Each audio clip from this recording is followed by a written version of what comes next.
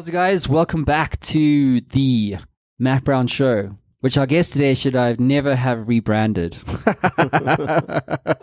Hilarious. But let's talk about that. The man from Raizcorp, Allon Raiz. Welcome to the show again. Thank you. Thanks for having me. Always a pleasure, mate. So very importantly, we are in the early beginnings of 2019. All we have is today. And as entrepreneurs, we want to make the most of our time, however, or whatever business that might be. And so just to set the show up, I follow Allon on Twitter, and I noticed he was putting out some pretty mediocre stuff. And so that was my pitch to him. I was like, why don't you come talk about your mediocre tweets on Twitter? But obviously they're not mediocre, that otherwise we wouldn't be here. So we're going to set the show up. It's called 20 Tweets to Make 2019 Your Best Year Yet. And what I've had my team do is I've had them go back probably 2 years, a year and a half maybe, and picked out the best that they could find from your Twitter timeline. And so we're going to have fun today. Cool. We're going to, because I think these are like value bombs, which I think are really awesome. And so we'll just have fun with it basically. So I'm going to go with this first one. Well, do you want to just introduce yourself maybe? Let's talk about you. Come on, there's so much to say. Off air, you were saying how all this amazing stuff that's going on. But give us the headline first. For those of you maybe don't know. I'm an entrepreneur. That's what I am. I'm an entrepreneur, and I support other entrepreneurs, and have been doing so for the last 19 years. I run a business called Raizcorp, which is named after you. That came from a poker game, but I'll tell you that story. It wasn't on purpose. Wasn't it? No, you lost a bet, and that's why you had to. No. There's a whole story. Okay, well, we have to go there first. So I support currently over 500 businesses right now across South Africa, mainly in South Africa, then in Angola, Tanzania. We're opening up in Zimbabwe as well. We have 6 incubators here in South Africa. We call them prosperators. I don't like the word incubation. Wording is important. Very important. We also have a private equity division called Partner Elite, and we also have a education division called Camden Schools, where we own one school. We're about to get involved in a second school, and it's very much around putting entrepreneurship into the curriculum, into the maths, the English, etc. And then we have finally another division, which is mainly our Africa drive, which is called Seed, where we work in various African countries in order to build incubation and the ecosystem, entrepreneurial ecosystem in that space. And then there's one or two other things that I do around entrepreneurship. Sure. How does one deal with that? How do you stay on top of that? I mean, you're only one man. We're talking about how little time we all have. I mean, how do you manage this? I've got a phenomenal team. I've been doing it for 19 years. I've got a little fit to do that. I've got about nearly 200 people working for me. So, and they are phenomenal people who are very driven around our mission, which is to support entrepreneurial success. So it's a mission-driven business, and we've got lots of phenomenal people. Fantastic. Where do you get a lot of your inspiration from for this sort of stuff? Because I mean, it is pretty awesome. I mean, because you know that what I love about specifically the stuff we're going to go through today is that it's actually true, or that you can go, you know what, that's actually fucking true. Because in many instances, there's a lot of people trying to do motivation. It's like, you've only got today, so make today count, or you know, and it's all like there's so much crap motivation out there, and so what really caught my attention was like the truth behind this, because it is true. Yeah. So I'm glad you picked that up, because I speak quite often. Also, I'm a public speaker from time to time, and very often I'm in a panel and there is somebody right next to me who's doing the rah-rah, and I don't resonate with that. I'm not that guy, and this is Siri's talking to you. Don't you want to pass me that Red Bull airbag? Thanks. Happening to me again. This happened. What to is me this? Is it Siri? No, it's Bixby. It's on, but it's just as bad. So AI is getting in your way, is it? Yeah. So no, for me, many of the so-called rah-rah things are not true in reality. So when you, and I wrote a book called Lose the Business Plan, because I knew that was bullshit, and Preach. no one was saying it. And I thought, let me say it. And it resonated with a lot of people who, when you put up all these cliche things and somebody who's an entrepreneur is going through this journey and they go, oh, I'm not like that, then they point fingers at themselves. But meantime, most entrepreneurs aren't like that. So for me, my style is to speak about my authentic journey, what I'm battling with, what I see. I've had 12,500 entrepreneurs through our various programs or in incubation, and I vicariously hear what they're going through. So many of my tweets, you ask me, where do I get the inspiration? It's partly my journey. It's partly listening to their journeys. And sometimes it's about, I read something and it precipitates a thought, and I don't buy to your point, I don't buy what I've just read. And I thought, that's not true. I need to tell my truth, because I don't think there is a truth. There's just my truth and your truth. Can we double down on that, the ability to speak one's truth? Because I personally find that difficult. Like, I'm sitting here with Twitter and thousands of followers, what have you, and like I write something and like I'm like, shit, do I hit that tweet button? Do you not find, how do you find the capacity to speak this kind of stuff? Because it is very real, without the fear of like judgments. And I know you kind of like, through experience and stuff, you kind of get over that shit. But what's your advice to entrepreneurs who battle speaking their truths? I'm going to now go and give you one of those cliche answers. I've just started reading The Fountainhead, by Ayn Rand. I haven't read that one. It's an old book from I think from the 50s. And my mentor, who is a very prominent person in my life, read it and told me that book was one of the books that instrumentally changed him. And I've just started reading it. I'm probably on page 60 or 70 right now. And the main character, just speaks his truth. Like, everyone is talking about what you should be doing, etc. And it's in the architectural space. But he's saying, well, it's all bullshit what other people have done in their past. I don't subscribe to a copy of a copy of a copy, because then no one knows what's real and what's not. This is my interpretation. And so to me, when you're tweeting, it's about my interpretation. And to your point, I've gotten over any fear of judgment. If you don't like it, that's your truth, and that's fine. And sometimes I tweet and somebody says, well, that's not true. It doesn't happen often. But I'm a boss. What is not about that? But I'm talking about the public. No, I get you. I did one tweet which I spoke about not having balance. That you shouldn't have balance as an entrepreneur. It's impossible to build a business from the beginning if you're not obsessed. And this concept of balance, which I think is bullshit. Okay, work balance. Yeah, this work-life balance. Entrepreneurship is work-life. There is no separation. So this notion gets in your way because you go, oh, I need to have work-life balance. Yeah. I'm not saying that you shouldn't get fit like you, and you've obviously been pushing those weights. But I'm not saying that. I'm just saying that there's a level of obsession that you have. I don't stop work at 5 o'clock or even 6 o'clock. It just carries on even through my holidays. And people who are saying that you should have this balance, that might come later, but certainly not in the beginning. So that's their truth. This is my truth. And this is why we're here, people, because it's stuff like this that are such huge value bombs and just such gold. So shall we get into this? Yeah, sure. Let's go. Let's crack this whip.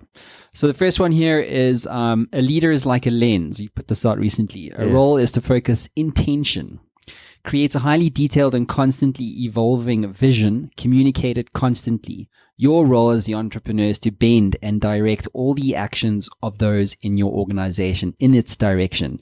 And I love this last part. You are a lens. Yeah. Be the lens, people. Yeah. Explain that for us. What's the kind of sentiments around that? So I battle around the concept of leadership. It's a big word. There's so many people who are leadership gurus and consultants around leadership and books on leadership. And quite frankly, my journey has been trying to understand what it is, how I resonate with it. Am I one? Am I not one? Am I one in one context, not another? And to me, in that journey of trying to understand leadership and my journey, in inverted commas, as a leader, the idea that what my role is to create a future, is to create a vision, and based on that vision, then basically coordinate my team to basically create that vision. So I'm a lens, I refocus them, and you can't do it without the vision, because there's no direction then. And you can't do it without the people understanding that vision, which means that you need to communicate that constantly, and you can't do it without ensuring that you're tapping them in the right direction always, because there is interpretation issues. So you're still communicating, but it's their interpretation, and go, no, I didn't mean this, I meant that, and tapping it. So you act as a lens, as a leader. And I think that's just one interpretation of a leader that resonates with me. That's kind of what we've just done now, right? So we were a company doing a certain thing, and now we're pivoting to be very specific and focused and going after high volume liquid market that's underserved. And so, at least from my experience, it's not an easy thing to do. It's like, if have you read a book called Play Bigger?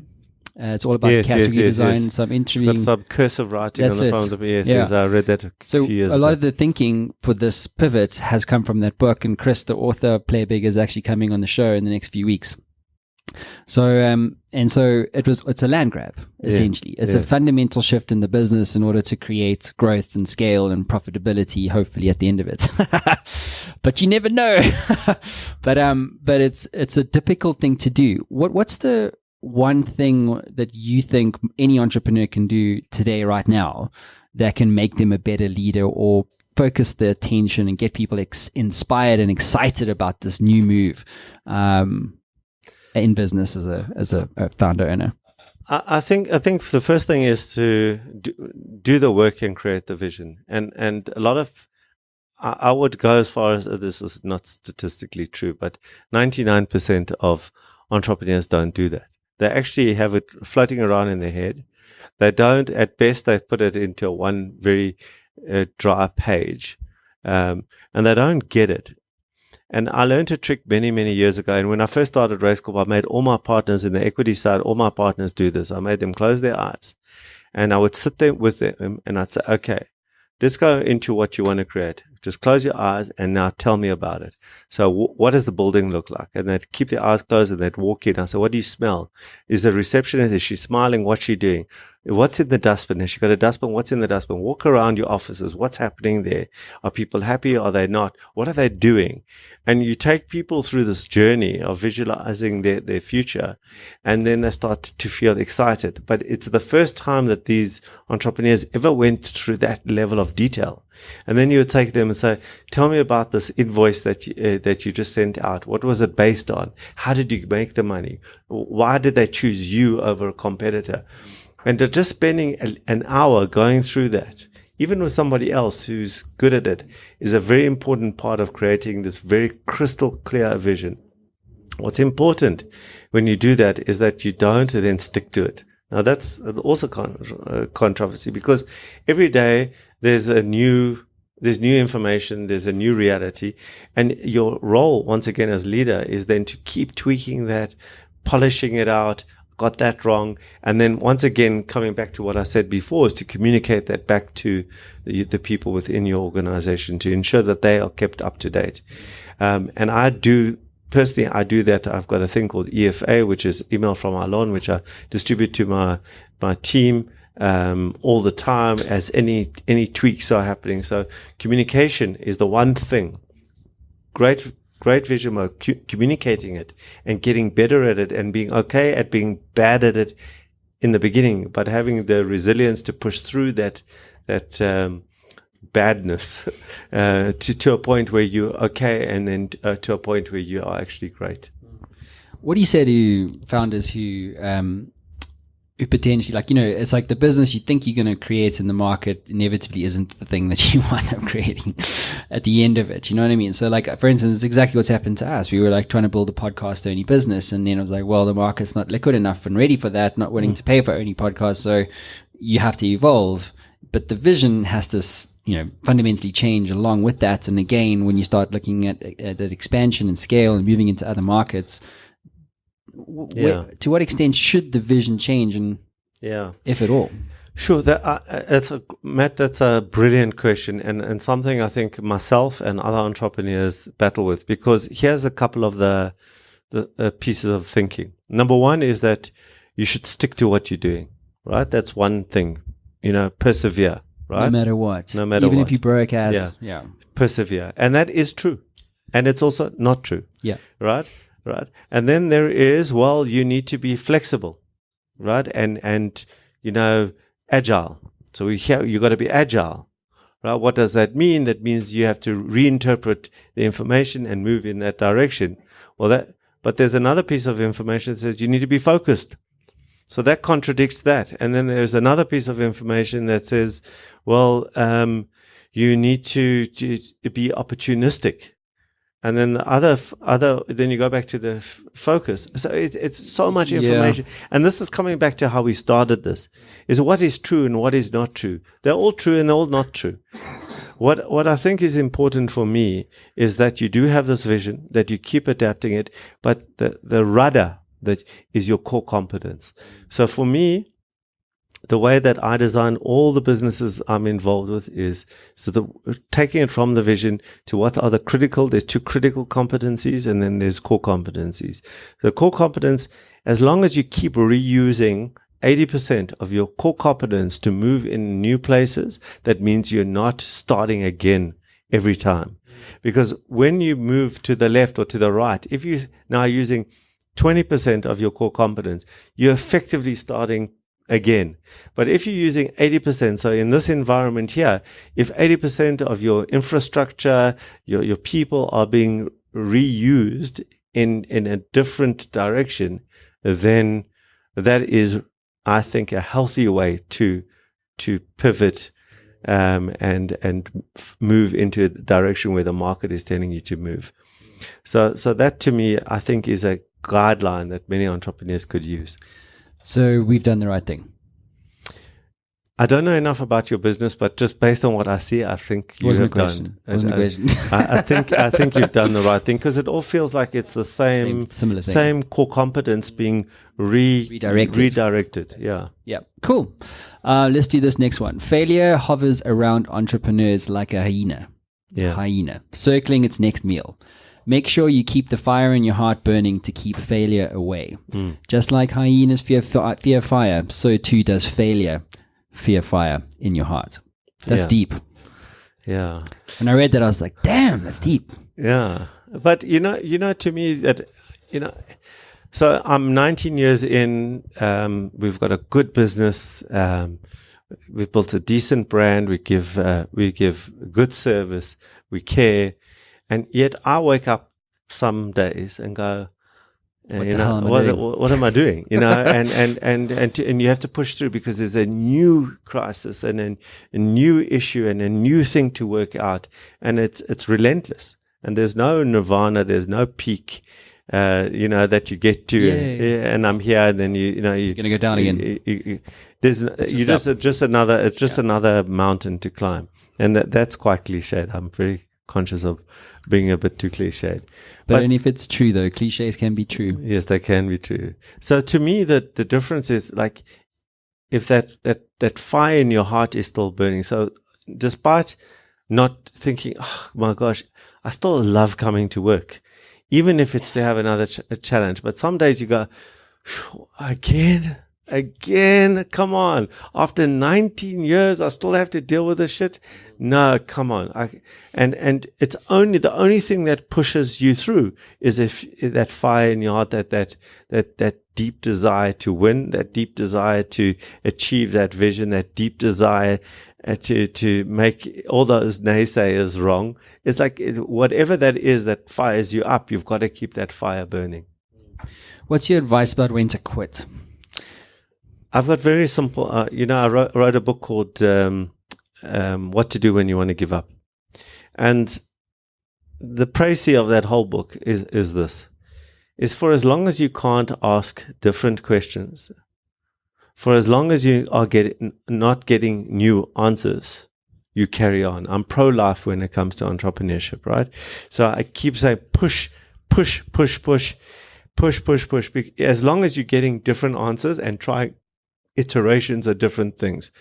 But the moment you can't ask a new question because you feel you've asked them all, the moment that you are getting the same answer again and again and again, and perhaps, clothed in slightly different clothing, then that's the point to give up.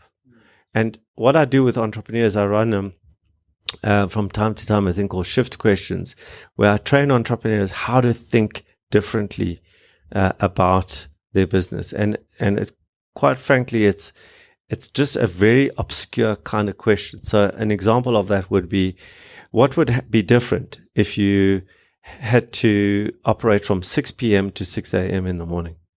Only. The whole world was operating normally. Well, then you'd answer differently. We would only work with international clients in America, or in fact, anywhere that would marry that time zone. Okay. And maybe we should do that. That's a really good idea. and that's so now you go, well, why don't you do that now? And then the next question might be, what would you do differently if you were, God forbid, a paraplegic? Okay. And so other than the sort of logistical things, you'd say, well, I delegate more. Well, why aren't you doing that now? So by asking obscure questions, and then coming back to, well, what do they precipitate? And then you open up new vistas of thinking, which allows you then to push through. I love that so much, because I really do believe the quality of your life, the quality of your business is 100% governed by the questions that govern your life. If you're not asking the right questions, you don't get the right answer. And that sort of stuff, it's those questions are really interesting, because you just, most people, well, there is only 9 to 5 or whatever, or 9 today, basically. Yeah. You know what I mean? What possible business would run from 6 in the evening? That's ridiculous. Yeah. You know what I mean? We don't ask the right questions. But when you do, it gives you that perspective that you need to go, actually, you know what, it's not over. Yeah. Yeah. And when you and the best thing, Matt, is that, and I see it with people, is first of all, they have to get over the concept of reality. But once they've got over the concept of reality, and this idea comes to their mind, they get re-energized, and then they can't wait to go out and then take action and do it. And so that just also the additional energy creates a potential to keep going on. Yeah, as they say, to quote Howard Mann, when you're stuck inside the bottle, you can't read the label. And for me, the only thing that gets you out of that is a question. Yeah. And I love those examples. Cool. The next one here is, the most powerful state you can be in as an entrepreneur is a state of knowing and appreciating that you don't know. That state gives you the only true opportunity to work it out. Yeah, so let's go a little deeper underneath that. Please, because Twitter only gives you 280 characters. I'm now starting to post on Instagram now deeper, but these are the Twitter quotes. So the reality is that many of the entrepreneurs, in fact, most of the entrepreneurs that land up at my door, are in a state where they've come through a place of fake it till you make it. There is a veneer of success. Meantime, underneath there's perhaps a confidence issue. They haven't been as successful as they've portrayed. There's a whole bunch of issues, and they've built over the years this incredible ability to put on a face and a persona and an illusion of success. And what happens is that starts to become crust on them.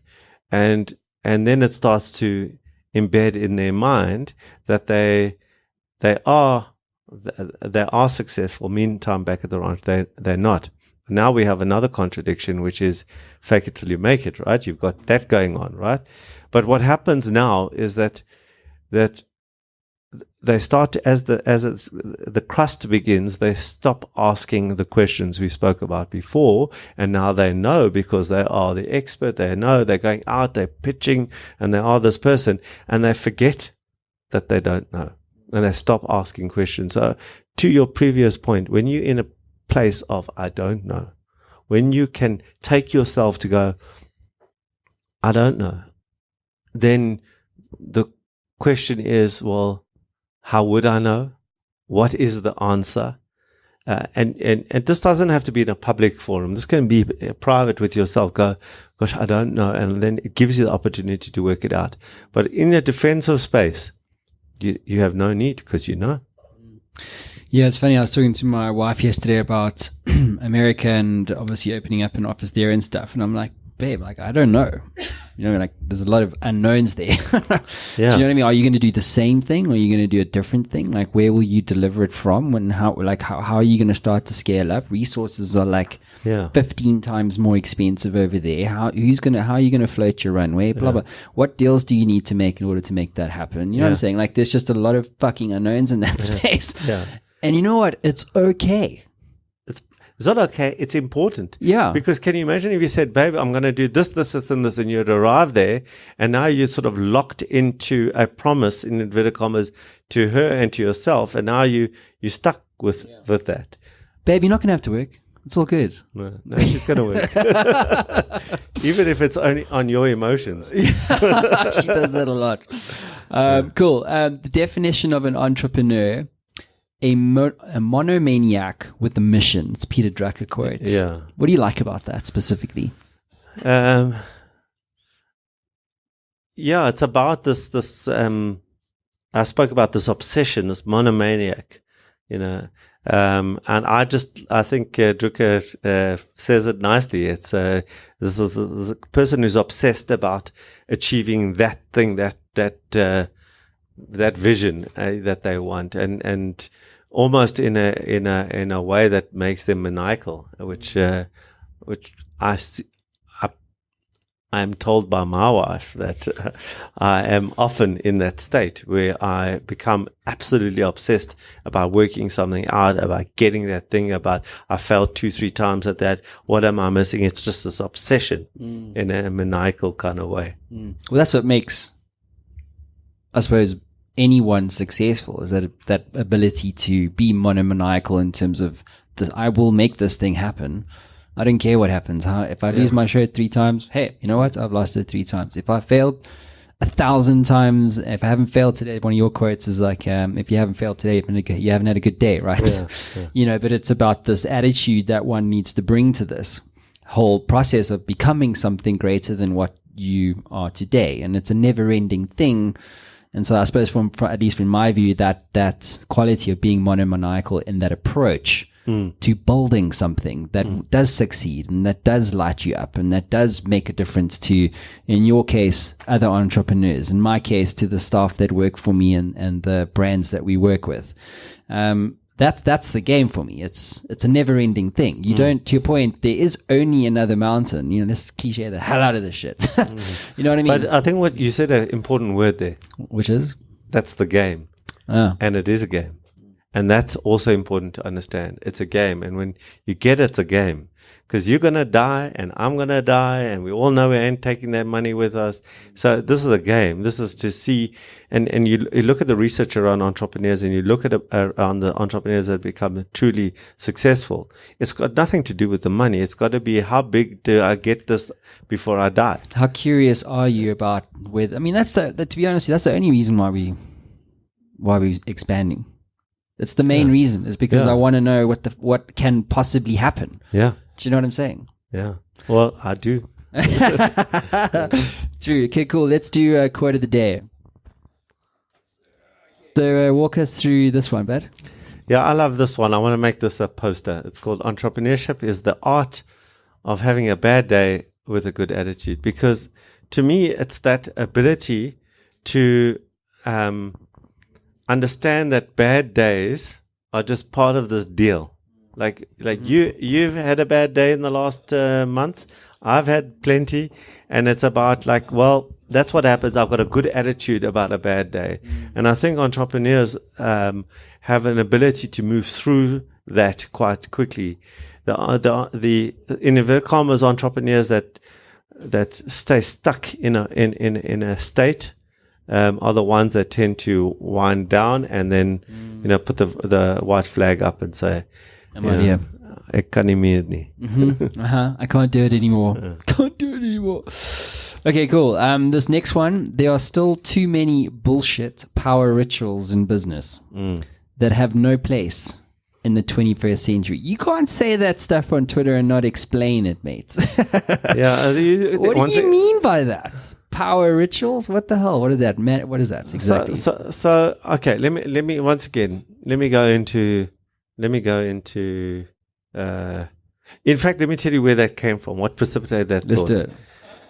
There was a client that came to our office and shook one of my staff members' hands so hard, it was a woman, that it actually bruised her hand. And it was all out of some previous thinking that you got to like squeeze your hand to show who's boss, right? Wow. And that comes from the 60s and the 70s, which was pretty much the thinking about that handshake and the strong. He's got a good firm handshake, right? Yeah. And that interprets all sorts of things. Then another thing is that on the same day, there is an individual that asked for a meeting with me. Used to be somebody that I used to try and get work from. Used to sit on the other side of the desk. He's now out of the corporate, i.e., has been asked to exit the corporate. Okay. And now he's coming to me for help. He never helped me, and I'm always gracious about, like, I let that go. But it made me think about, like, the power that the way he treated me when he was sitting on that side of the desk. There was a completely different man sitting in front of me today when he needed me. So the power had shifted. Okay, in his mind, from him to me, he played this role of all powerful, and now he was meek. And I was thinking, like, and a part of what goes on in your head, and to be quite authentic, is like, how do you play this out? Do you now say, "Oh, I told you," like, let me show you what it feels like, or do you act graciously? I acted graciously, Yep. which is my default, but it just got me thinking about power and how these power rituals, they don't have place. This authentic kind of conversation is, for me, is the kind of interaction entrepreneurs prefer to have, should have with corporates and corporate people, to whom we very often are going with a smile on our face, and in reality, if you could see a different picture, we're on our knees begging for that work. But like we're trying to put our best foot forward. This gentleman, was he one of the corporates that sent you one of those rejection letters that you have all over your wall at the office? No, he wasn't. The people who put a rejection, their name or their company's names, I don't say the people, Sure. are one of two reasons. They either treated us really, really badly, like it was like abusive. For example, getting you to quote, present, and then going to do it themselves. That, to me, I can't handle that. And the second type are those people who, take you through a whole process, and then, in a car to the airport say, this is a very big deal, and you go, yeah, and we feel that you are the right person or the right organization to get this deal. And I go, thank you. And how can we make sure that you get the deal? And I said, well, then award it to me, and knowing exactly where they were taking me. And I don't like that. I don't play that game. And they go straight up on the wall as well. So you can never tell the difference between the two. I don't say the people's names, but they are a reminder that I fail in all the time. And it's just part of this journey as an entrepreneur. So a lot of us are in business to make money, not the only reason, but it is a byproduct of this whole journey that we're on. And so this next one's all about wealth. So here we go. So real wealth is not the absence of poverty. I love that. Real wealth is the impossibility of poverty. When you truly believe you deserve wealth and you can always make money, I've said that recently, then and only then are you financially wealthy. Yeah. So, this goes back to, I think the base of this is a cliche. So, the base of this is that I think that poverty is in the mind, right? That's the cliche, and it's right, it's true. But where I see this is that a friend of mine who is going through quite a rough time at the moment came to see me, and I just said to him, you know what, Bob, like, you know how to make money. So you might lose this, but so you'll go into something else, and then you know how to make money again. Like, you can't be poor. You might be temporarily out of cash, but you're never going to be poor because you'll just make it again. And that gives you a level of mental freedom to know that you'll never be poor again, so that you take more risk and have therefore a high probability of real big success, financial success, or whatever success you want. So it's just that absolute deep innate trust that it doesn't matter where I land, okay, whether it's in Texas, in the US, I know how to make money. I'm not going to be poor. Like, I'm going to eat. It's a powerful thought there, because I didn't have that for a long time. I mean, you make money. I mean, I sold my record label when I was 26. You make money in that, but when you fail, then the failure comes, and it's like, and this is one of the lessons I learned from you, which in your first business failure when you're 23 in the New York Bagel, sausage factory. My bad, what the fuck, New York Bagel. To the New York Bagel, we apologize. We apologize profusely. You did well. I did bad. Yeah. The sausage factory. Yeah. All right. So the New York sausage factory, but when that failed. It was about the very clear distinction that the business failed and it wasn't you. Yes. Your ability to make money and, this whole, prosperity mindset, I suppose. Yeah. It was still there. It was just that at the time, the feeling was that the business and your failure was intertwined with each other. Do you know what I'm saying? Yeah, and that was, I think, the first time I started to separate is when I went to my mentor who had backed me and very dramatically said to him, I'll pay you back. And his view was like, did I back you or the business? And I said, you backed me.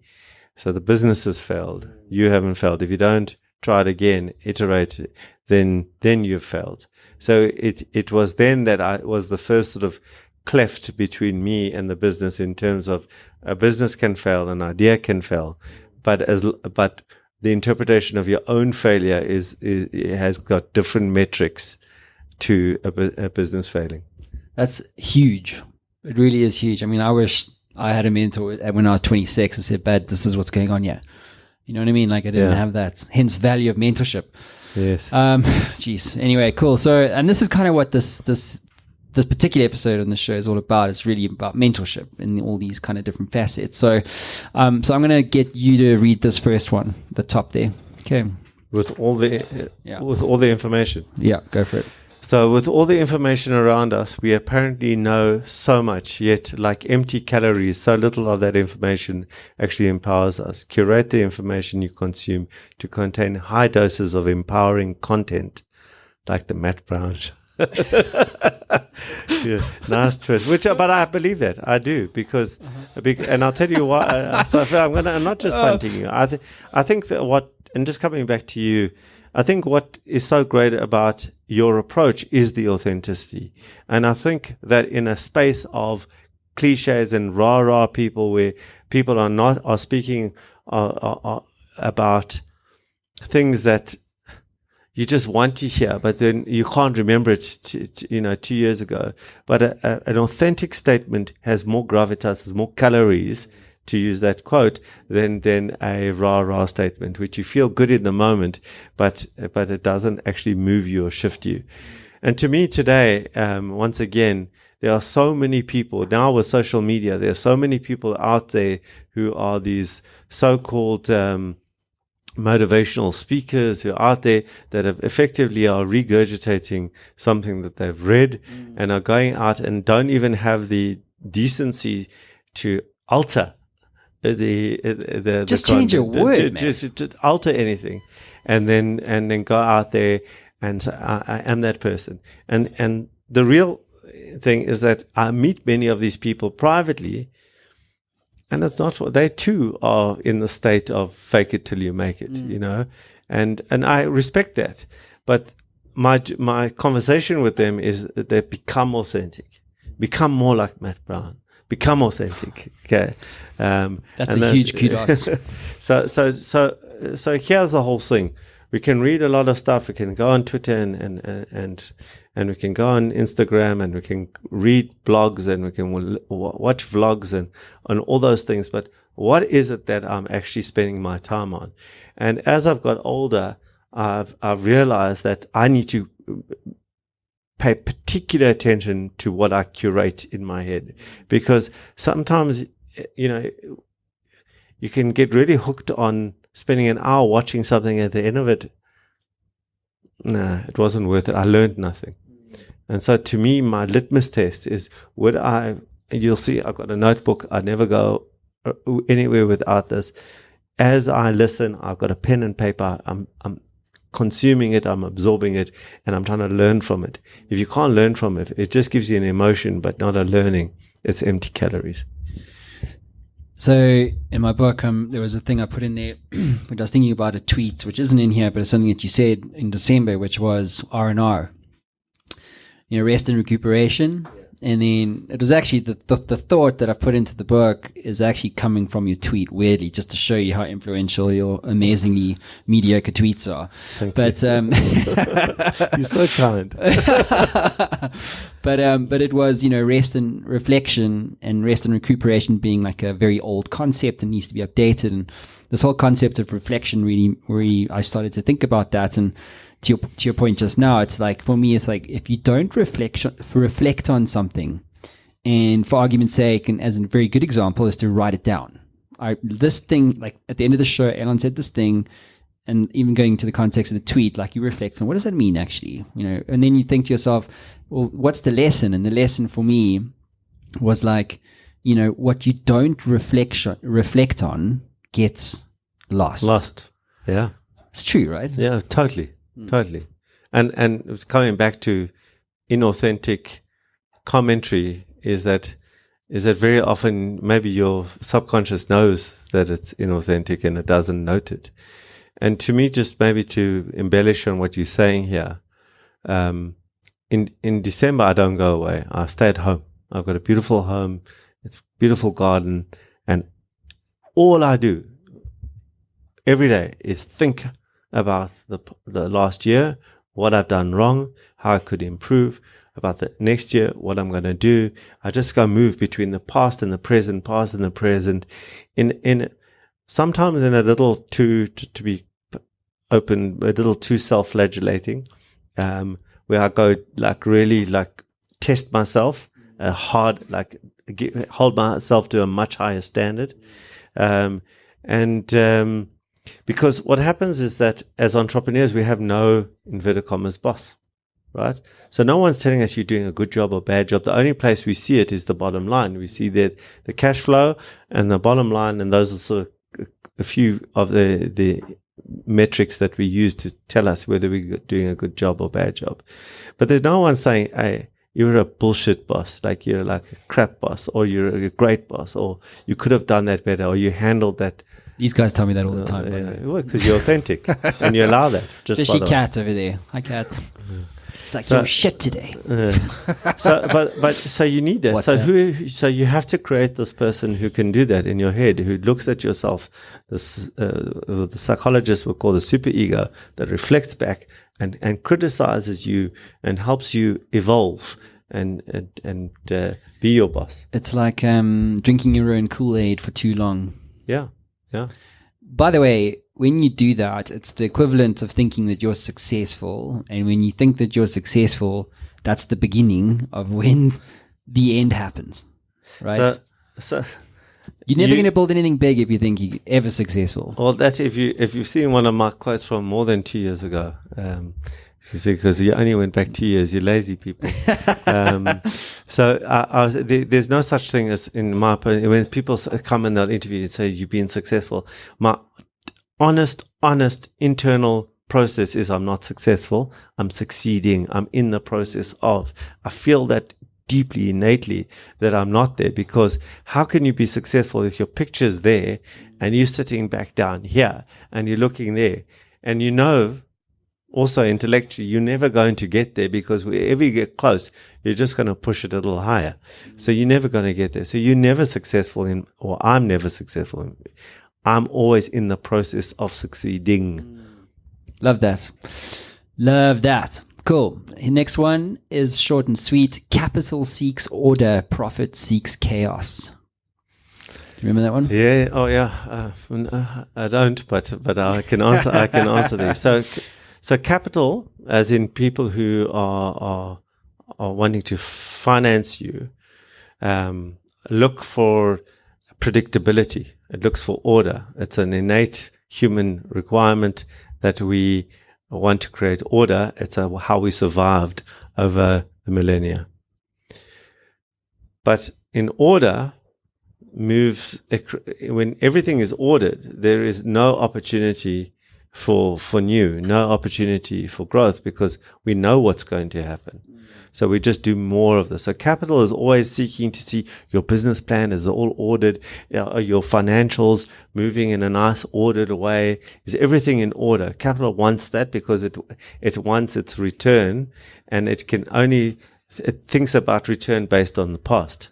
So the dilemma as an entrepreneur is that you have to reflect the order, but you have to remain in love with chaos, i.e. creating that chaos and introducing just enough chaos into the business at the right time to keep this system being tested, and that it doesn't become, you talk about where you're drinking your own urine, where it becomes just this continuous cycle that is predictable, etc. So, yeah. Cool.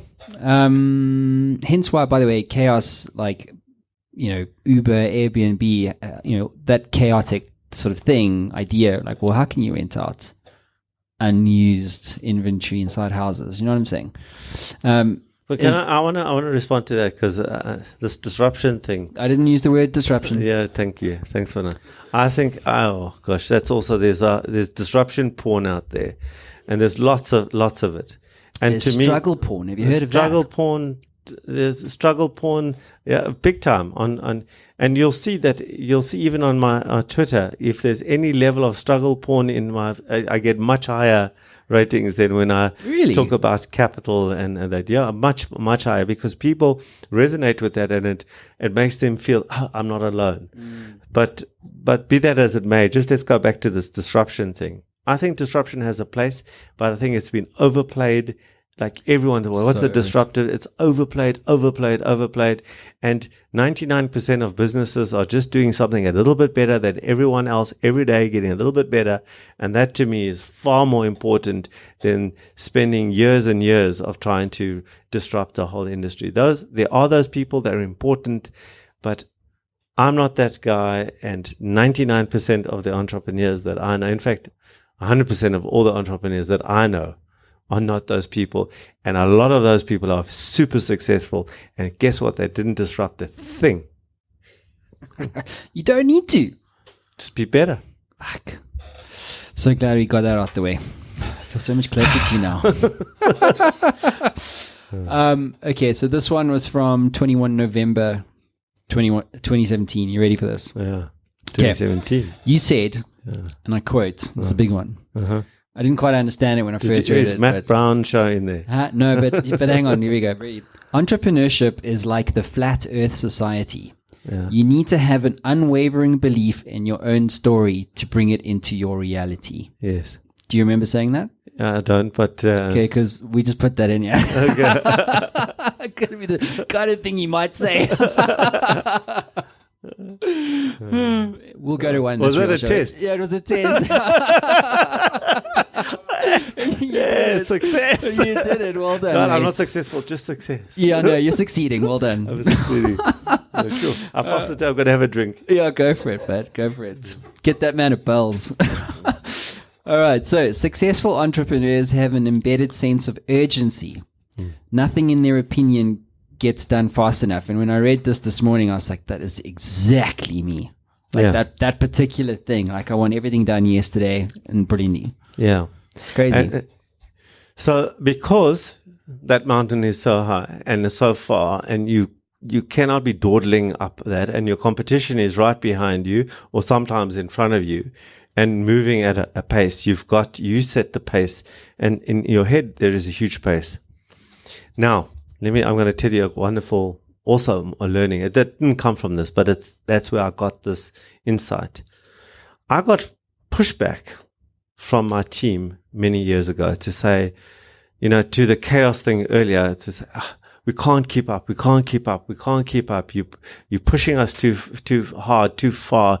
It's just too much. We just need to, and I was thinking, just like, I work at this pace, I work at this speed, like, just keep up. And I felt myself slowing down, and I was in this dilemma. Do I slow down for them, or do I keep the same pace? What do I do? And I went to, and I went to an entrepreneur, a lady who had sold her business to a listed company for a substantial amount, and she met me for lunch at Tasha's, and she was a Greek lady. I'm not going to try and put the accent on, but it was a very instrumental lunch. She goes, Allon, and I won't put the accent on, but I'll put the temperament. She goes, I don't know what you're talking about. She goes, I went through this. And then one day I called everyone into the boardroom. All of them. I said, come here. And they all came in, and they thought maybe there was something big going to happen. And she goes, listen, I'm sick and tired of you all telling me that I'm moving too fast. For as long as you're trying to catch me, our competition is trying to catch us.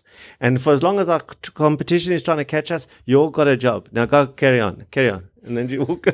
Right. So, and I love the simplicity. I love the simplicity of that. And that was it. That's my job. My job is to be the pace setter, to push. And sometimes I'd have to pull back a little bit, but it's only temporary, as the organization might want to breathe, and then you push again. But to stay at the pace that the organization wants you is not the thing to do. Yeah, I agree with you. The thing I wrestled with that one, like, recently, was that people are your best assets. So if you sweat them too hard and they decide to leave, or they just think, hey, this guy's a maniacal entrepreneur and I can't work with this clown, I'm out of here. But for me, it's like in the book Play Bigger, Chris calls them Zeds. It's the business is going this way. So it's like a train, and it gets faster and faster and faster. And it only gets as fast as the entrepreneur and the conductor or the train driver says it will go. And it will go as fast as he or she says, because that's just how it fucking is. Yeah. So if it's going too fast, it's like the Polar Express film, when like the train gets all out of crazy like hand and whatever, and everyone's screaming and shit like that. It's like, that's normal. You know what I'm saying? So either you're going to be on the Polar Express, or you're not. You're either going to go to like Father Christmas, right, and go and see how the elves make the freaking presents or what have you, or you're not going to get jack shit. So either you're on board or you're off. Yeah, and if you don't like the speed, you can go work in a corporate. Yeah, exactly. Because then they're not meant to be part of your team, right? Isn't that right? I'm busy writing an interesting piece around that as well. I think some people might stay and feel that that's cool for years. Some people for days. I literally had somebody arrive in the morning and go for lunch and not come back. I've had that, and they even left stuff. They just didn't come back because they couldn't handle the pace of just their first day. We've just had a new person join us, and I think she's in shock at the speed and the demand. And to me, there's a different pace in an environment like an entrepreneurial environment, and some people are built for it. Some people love it, are not there and love the stretch, and some people are just built for it, and they come in and they are like running alongside you, and saying, faster. Yeah, hurry. Yeah. I get you. Cool. Okay, here we go. Don't confuse hard and bad when starting a business. Too many people simply give up and start afresh when things get tough. They interpret things being hard as a sign that they are in the wrong business. Not true. push through. I did write that one. Yeah. So Matt, that's where I'm going to be a little politically incorrect now. Awesome. See? I love that. So to me, this millennial thing, which I also think is a bullshit term, I think every age is always, it's always different relative to the other ages. It's just also a function of context, but let's not go there. That I see with these young entrepreneurs, they come to me. You remember, I'm exposed. I'm highly exposed. So the entrepreneur comes, they're 20 odd, they've tried something, and they go, I say, why did you get out of that business? No, it was hard. It was really hard for the market to understand what we were doing. And let's do the rest of the show with this accent. It's therefore it was not, there was no resonance with the universe. And I'm going, bullshit, man. Like there's no bullshit. It was just fucking hard. And that's what the next business is going to be, and the one after, and the one after. And you're just going to go Control Alt Delete, Control Alt Delete, Control Alt Delete. And then you're going to be my age, and you're going to be going, yeah, life's hard, eh? And they're going to, so to me, it's just like grow a pair, grow up and push through. Mm-hmm. It's hard, yeah. So what? It's not wrong. It's meant to be hard. It is hard. Meant to be not. It just is hard. Like develop a different relationship with it. Like it is hard. It just is. It just is. Mm-hmm. I feel like I can be now on the mountain. So it just is. Yeah, no, we must go meditate today. Get over it, bitch. Okay. I just see you lost about 1,000 followers now. I know. Too much sounding like this today. This next one, I really love. Okay, here we go. The only guaranteed thing your competitors cannot copy is you and your essence. Everything else is relatively easy to copy. It's just a function of intention, focus, and money. That's awesome. I love that one. Essence is an interesting word. Because for me, essence implies culture. It implies your essence is expressed in everything. Yeah. Through the vision, the business itself, what the ship does, where it's placed, all that stuff. What did you mean by essence? Can you unpack that for us? Yeah, sure. So here's the Matt Brown Show. You see, I keep punting you. I'm good. Thank you very much. This is a Matt Brown Show. So if my name was Matt Brown and I ran the Matt Brown Show too, right? And we both were running the Matt Brown Show, there would never be the same show. Even if I watched you as the better Matt Brown, said, how's he doing it? I could never do it like you. Okay, so just hold that thought. Now let's come back to the issue that I have with entrepreneurs. I run for certain elements of Raizcorp. I run some of the programs, and the big question is this concept of USP, unique selling proposition. What makes you special? So there's a whole sort of process to get you to build your USP, which everyone says, I'm faster, I'm better, I'm more creative, all that bullshit, which is not true. But they don't know how to build the USP. And I go to them and say, well, the one unique thing is you. So go back within the context of building your core competence. The best chance you have of building your core competence is where you are you in that space. And that means that I cannot be you. No matter if it's similar, I just can't be you. I've got the same name doing the same thing. I can't be you. And you can't be me, even with the same name doing the same thing. So that's the kernel of where you build out your USP. It's at your essence of who you are that you start to build your USP in the business. Now, this means something else as well. It means that you have to link your USP to the business, you to the business. And this to me is what I call filterosophy. Okay. It's how you filter your thinking and your philosophical approach. It's a combination of two words, your philosophical approach to the business. So I have three things that I drive the business on. These are not my core competencies. This is filterosophy is slightly different. But filterosophy is unique, highly profitable, and replicable. So every single decision that we make in Raizcorp has to answer the question, is it unique? Is it replicable? And is it highly profitable? And I've defined it. And you have to define them either in empiric or relative to. Okay. So is it unique relative to something? Is it highly profitable? Well, what does that mean? What percentage X or Y does that mean? And is it replicable? Can I repeat the same thing 3 or 4 or 5 or 10 times? And for as long as I can't answer that question, I need to ask myself the question, how could I? So when you want to move into buy a machine, or where you want to build a new building, it has to meet the test of, for me, my philosophy is it is unique, highly profitable, and replicable. Those 3 words resonate with me as Allon. Those are things that I desire. It's not that I'm a flower on the wall, a wallflower that I shy away. So I'm happy to be unique. I'm happy. I deserve wealth. So profitability is there, and I love the concept of growth and how big can this. They resonate with me. When you have an entrepreneur who's gone and bought somebody else's bullshit and say that's what I want, and it doesn't resonate with them. It's like a boat, and I use the concept of a boat and an outboard motor. If the outboard motor, which is the way that the boat is the business, you the outboard motor. If what is your values is different to the business's values because you've bought some other person's bullshit values in the business, the boat goes in a circle, and you see these people that go round and round and round.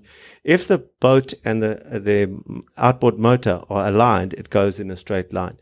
So if I was a priest running a very lucrative business called a brothel, it would not last, because I would be going to all the prostitutes and saying, why are you in this business?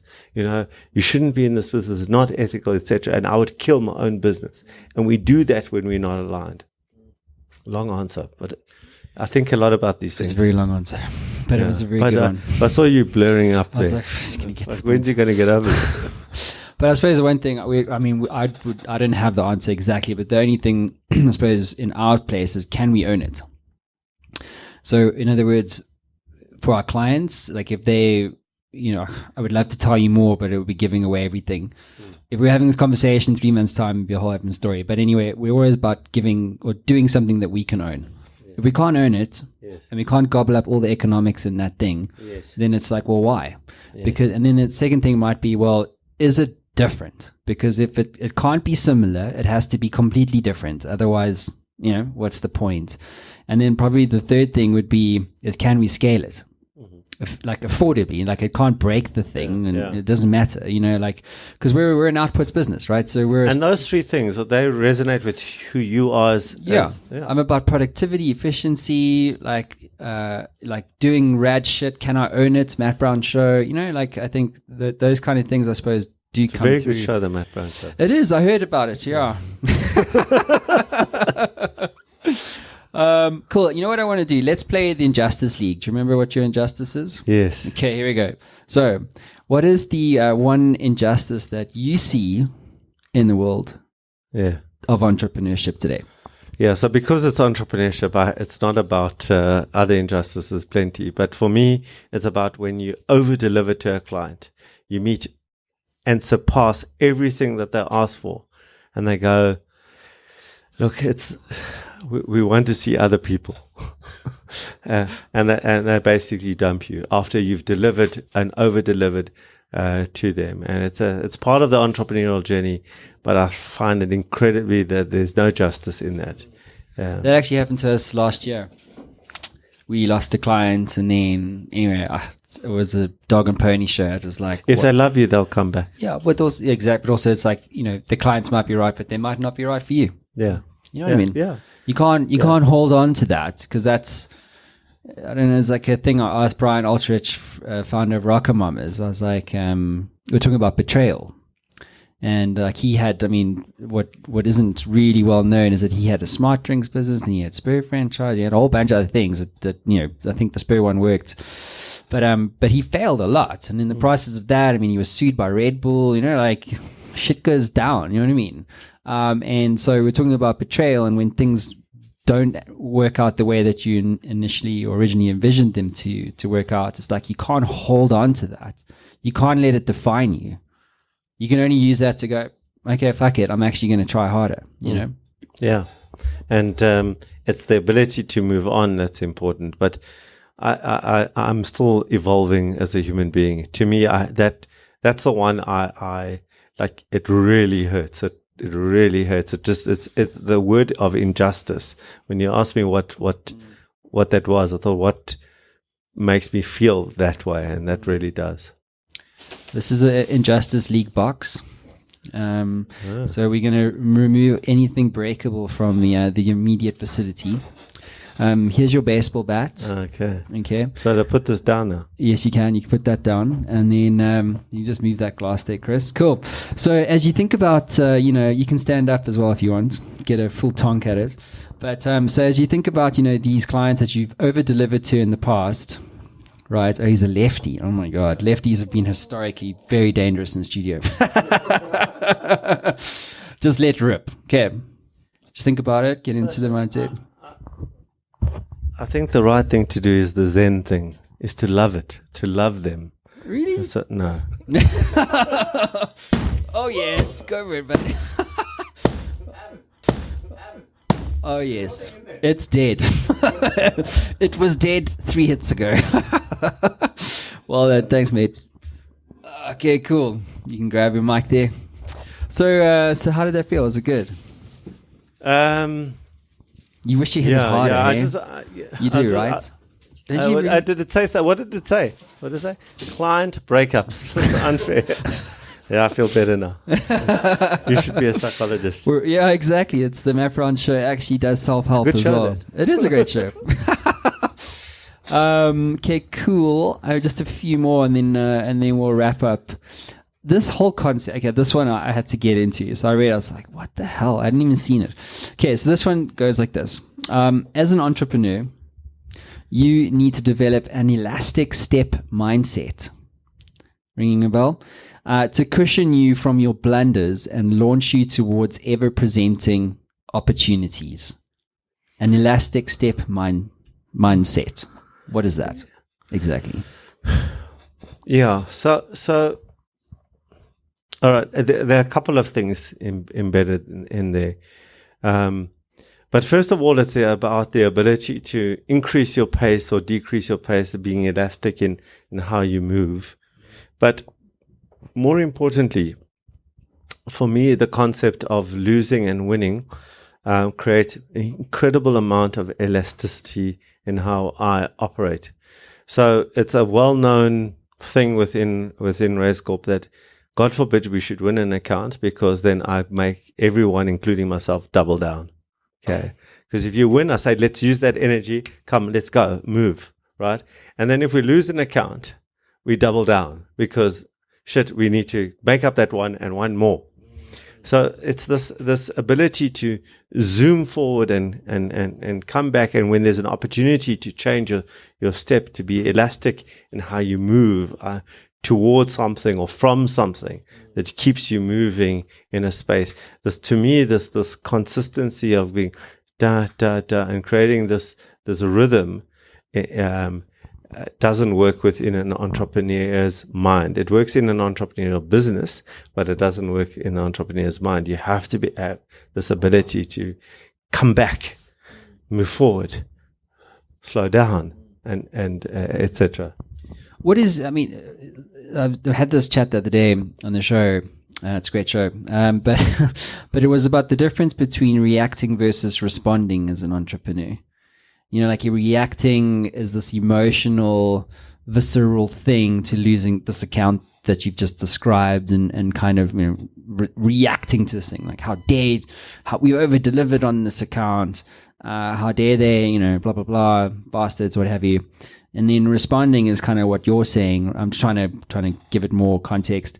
Responding is kind of that elastic step thing to say, well, now we're going to double down because we've lost that thing. And it's not dwelling on the event itself, but actually then saying, okay, what are we going to do about that? And then responding to that as aggressively or as slowly as one feels is reasonable. Yeah. And that too is another, just coming back to right at the beginning of our conversation, is one of those things. It's true and it's not true. Because sometimes you have to react because your life depends on it. When there's let's say, but there might be just the interpretation of react and respond is a thought process that happens in between. But sometimes that thought process has to be really, really tight, and you have to take as much of the emotion out of it. But you have to actually react in from a time point of view if you looked at it from afar, as opposed to let me think about it and then respond. So there are situations in a business where you have to do that, and I just want to be clear, because it's not always that you have the ability to respond. But to me, the response when you lose a client, to me, has to go inside. I always go, and this is part of that whole thing about, like, why did this happen? What's my role in it? Because I always have a role in it. I wasn't watching it close enough. I didn't pick up the signals. Okay. And then what I learned from that, and the last piece is, how do I apply that in a systems way into the business? So we've got a concept within Raizcorp called BBTY, Be Better Than Yesterday. And we've got a concept in Raizcorp called WWW, where we went wrong. So every time something in inverted commas bad happens, we've got a process called WWW, where we go back into a room and analyze it with a non-blame attitude. So I use the example when I train this to say, like, if the airplane, dropped out of the sky because the door was left open, it's all very well to know that Mary left the door open, right? And it was her. Now we know it was her, right? So, wonderful. Mary's dead. Everyone else is dead. It's not going to help anyone to know who did it. But if you go back and say, how did that happen? It was because no one checked. Oh, we need a different system. We need a cross-check. Oh, cross-check, that's a system that you put into place. And when you put cross-check in, you say, well, what happens then if they don't check? What's the other system? Oh, it's a red light in the pilot's cockpit. So you responding to an event, instead of looking for blame, which most people do, you actually look for the system fix. Okay, where we, not where I, where you, where we went wrong. So part of that reflection in terms of responding is a reflection on your own role in this space, but then solving it not in it was me, okay, I did it. The question is now, how do I make sure from a systems point of view it doesn't happen again, and you build a better business? Tell me something. How do you interpret the difference between accountability, responsibility, and there was a third one I've lost now. I don't know. I fucking can't. lost it. It's a shit show. Yeah, I can't. but it's like, if you want to learn English, don't come to the Matt Brown show. Yeah, no, it's horrible. But it's like, to your point, like if you lose this account, for argument's sake, right? You're doing a www analysis on it, but then part of that process is about understanding, well, what went wrong, which would mean that there's accountability, there's responsibility, and there's a third thing somewhere in there. But I mean, like, where does the buck stop with this kind of thing? I mean, what is the difference between who was responsible? Was the CEO responsible, or was the sales? Mary was responsible. Mary, okay. Yeah. I, as the airline owner, are accountable. Okay. Because I do. She's dead. I'm accountable now. Okay. So if you think about, like, where does it flow? Now, that's my interpretation of it. But as I said before, could be wrong, could be right. That's my view, is that you're always accountable. You're always, no matter what happens here, no matter how you skin it, you'll end up paying for every single mistake, no matter if you were responsible for that mistake or not, because you're accountable, and you should have checked and ensured from a system point of view that mistake could not have happened. Okay, and part of your journey is to create the order that we spoke about, and the contingencies and the controls and in place in order to ensure that doesn't happen. And if you didn't do it, it was you. You're accountable.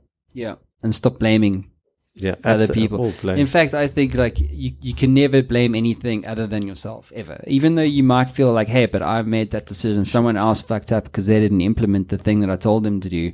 That's still your fault. It's still, you are still at cause in that instance, always. So Matt, I think that is, you asked before, what's the one thing, that everyone can do, and stop blaming is one of those things. And I used to be, in my 20s, a blamer. It was an external locus of control. And sometimes you need a little bit of a clap, and my mentor, came into my. I'll tell you the story that relates to this. So I'd gone into the vehicle security business. The business grew 10 times its size. So huge growth. I was the marketing director. I was the guy who did it fantastic. Only one little problem. We had no cash. Why didn't we have no cash? Because people weren't paying. Why weren't they paying? Because we didn't do credit checks and things like that, right? So now I go to my mentor and say, could he second like a clever accountant to help sort out all the shit? And he goes, well, why don't you sort out all the shit? So I said, no, I'm the marketing director. So he said, well, change your title and do it yourself. So that to me, like in your 20s, when you get that kind, and I hated him for that, because you don't respect what I've done. You don't acknowledge all this. But he was 1,000% right. Like, to me, my mental model was there was somebody else's problem. It wasn't. It was my problem. I had to sort out that shit. It's an important thing, that, right? Accepting the truth of any scenario, because it's like it always comes down to you. And that's why I say, like, there's people who are responsible for producing work. There's people, but I am accountable to make sure that work is correct and that it moves the needle and that it gets us our performance bonus and all that kind of stuff. It's just very easy to blame everybody other than yourself when the buck stops with you, dude. You know what I mean? And the other thing to say is also, we don't have titles here. So if someone goes, well, I don't do animation, I'm like, really? Great, you're now lead animator. Figure it out. You know what I mean? It's like, because if you blame the fact that because basically what's happened there is that they've blamed the fact that they don't have skills. But we'll then get them. You know what I mean? It's that cause and effect thing. 100%. Fuck, it irritates me. Okay, cool. It irritates you that I agree with you? No, or? it irritates me Okay, that we do agree with each other. Okay, cool. This one is entrepreneur. It is better to learn through your mistakes than from your mistakes. That's interesting for me. Yeah, I like that one too. I do like that one. And I did write that one. Did you write that one? Yeah, I did write that. That's right. I write all my... 14th of May, 2017, apparently. Okay. So when talking about from and through, your mistakes normally create pain, some level of pain. And you can have an academic relationship with the mistake and say, well, that's what, shouldn't have done that. And you can go back to what I said just now and do a www, and there's that level of learning from it, which is great. But when you go through it, in other words, you actually live through the pain. You sit, as a psychologist will say, you sit in the pain. You absorb its full meaning and where it came from. In other words, it's not something that's just brushed away, even in an academic way. But you live in it for a while. Then you can learn from it even better. In my opinion, it's a high quality learning. Yeah. And in my opinion as well, it's a high quality rebound. It's because then you go, okay, I got it. Now it's over. Whereas when you academically look, there's still some residue of guilt or shame or other emotions. Yeah. But when you move through it, then you truly, I think, have got a higher quality learning than when you learn from it. It's interesting that we choose not to sit in it. In other words, the sit in the fear, sit in the pain, sit in the, do you know what I mean? Like, because it's actually true, because we just want to move on to the next thing, but we don't actually really, to your point, like meditate or reflect on it and actually go, you know what, this thing actually happened. What do I need to take from this? What is the change in behavior or whatever that might be? You spoke about your other guests who've been on here who had all these failures. And some people that I know have had, including myself, but I've had relatively speaking, I haven't had the depth of failure. And they always, I think, are, and this is going to sound a little bit weird, but I have almost a jealousy of that they were able to get through that level of difficulty. They were able to come back from that depth of pain. because we all know, and here's the cliche, that's where all the learning comes from. It certainly doesn't come from success. It really, really comes from failure. And to go and sit in it, it's horrible. There you can get all the juice out of it. All right, but let's wrap this up. To use a cliche, because this has been coming up a lot in this particular episode. But why do you do what you do? Because I'm mission bound. Because somebody gave me a second chance in my 20s. I was in a very precarious situation in my 20s, and somebody gave me a second chance and believed in me. And to me, the power of somebody believing in you, the power of somebody giving you a second chance and giving you that responsibility of a second chance is an incredibly powerful thing. And so from that day on, it became like, this to me is my mission is to 96% of entrepreneurs will fail in a 10-year period. You can change the economies if you change that failure rate. And a big part of that is somebody believing in you. I had every privilege growing up and I failed. And yet somebody gave me a second chance, believed in me and gave me a second chance. So it's just my mission here, and I found it and I love it. And I can't think of anything else to do. I can't. So I'm often quoted that I'm going to die at 93, lived stop working at 90. I just don't want. This is my life. There's no life work differentiator. This is my work. That's awesome. And this is mine. Two legends come together, hopefully. So guys, there you have it. Please, big round of applause for Allon Raiz. Thanks, buddy. 20 tweets to set up your best year in 2019 yet. Raizcorp.com if you need more help and belief. and if they want to come on to see more of these tweets, it's Allon, Allonraiz, Allon Raiz. We'll post this up in the show notes. Okay. But Allon Raiz, it's easily found. And once you get there, it'll blow your mind. Thank you. Thanks, brother. With these mediocre tweets. Yeah, mediocre tweets. Don't get bored. Okay.